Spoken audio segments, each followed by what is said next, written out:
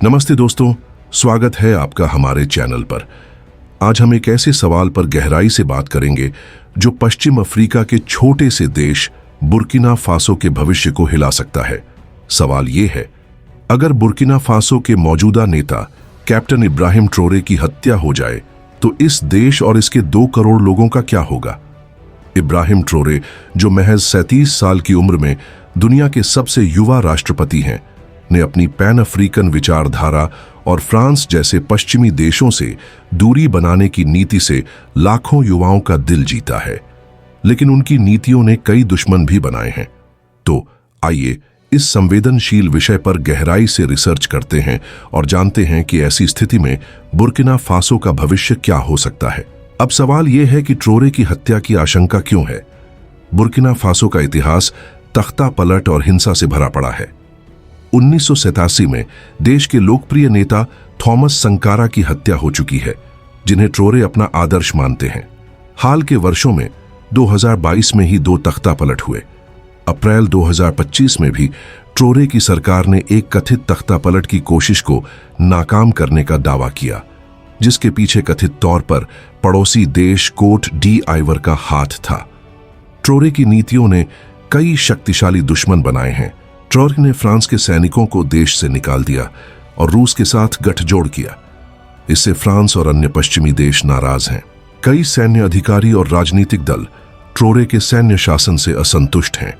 2023 में उनकी सरकार के खिलाफ एक असफल तख्ता पलट इसका सबूत है। बुर्किना फासो में इस्लामी विद्रोह 2015 से जारी है। अल-कायदा और इस्लामिक स्टेट से जुड़े समूह देश के 40% हिस्से पर कब्जा किए हुए हैं।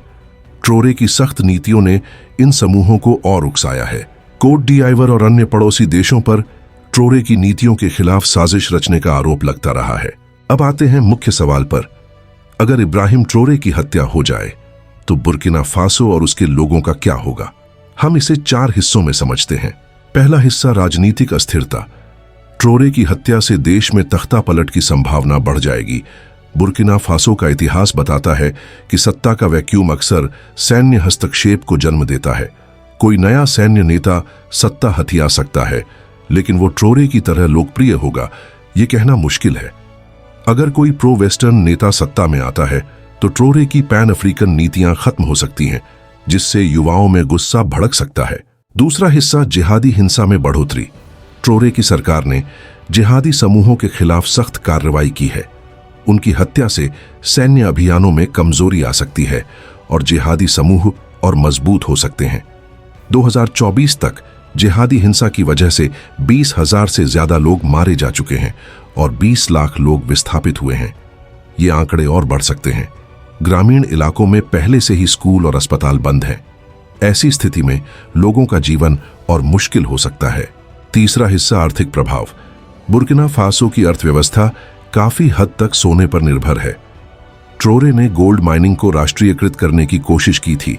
उनकी हत्या से ये प्रक्रिया रुक सकती है और विदेशी कंपनियां फिर से हावी हो सकती हैं। गरीबी और बेरोजगारी बढ़ सकती है, क्योंकि ट्रोरे की सरकार ने जो मुफ्त ट्रैक्टर और हेल्थ केयर जैसी योजनाएं शुरू की थीं, वो रुक सकती हैं। चौथा हिस्सा, लोगों पर प्रभाव।